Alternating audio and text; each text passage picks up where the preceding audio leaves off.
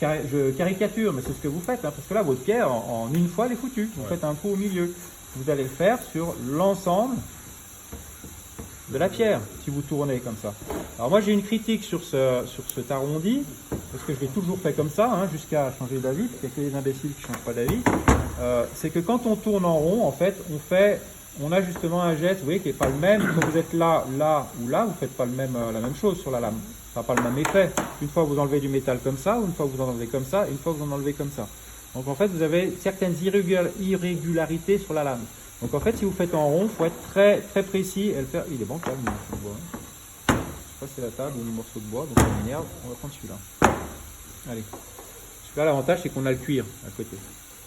Donc je disais, en rond, ça fonctionne. Donc si on fait en rond, alors la position des doigts avant de faire en rond, c'est 2 ou 3 doigts de la main gauche sur le haut de la lame, le haut, pas ici, hein, et un doigt. Alors pourquoi on doit mettre des doigts sur la lame? C'est parce qu'on va appuyer. Si on fait comme ça, ce qui va se passer, c'est que vous allez mettre du jeu dans votre lame. C'est-à-dire que chaque fois que vous appuyez, tac, tac, et puis en plus, vous êtes obligé de nouveau vous crisper la main gauche. Là, si je fais comme ça, je fais des ronds. Alors où est-ce qu'on va insister le plus dans ce geste-là? En arrière. En arrière. Hein, vous enlevez du métal, en fait, de ce geste-là, et vous retirez le métal de la lame. Mais quand je fais l'arrondi, en fait, je ne relève pas à chaque fois quand je vais sur l'avant. En fait, je baisse la pression. Pression, moins de pression. Pression, moins de pression. Pression, moins de pression. Alors l'angle, vous voyez, quand vous avez une serpette neuve, en fait, comme celle-ci par exemple, je vais être obligé de donner un angle plus ouvert. Je ne peux pas passer directement à l'angle que je veux. Sinon, je fais des facettes. Parce que si vous, en général, vous êtes pressé, vous ne passez pas 2 heures à aiguiser votre serpette, ou en 10 minutes c'est fait. Si vous aiguisez tout de suite au bon angle, vous allez faire un faux angle. Donc vous allez aiguiser, mais sans aller toucher le fil. Parce que il faut quand même aller toucher ce fil. Ce qui coupe d'abord, c'est le fil.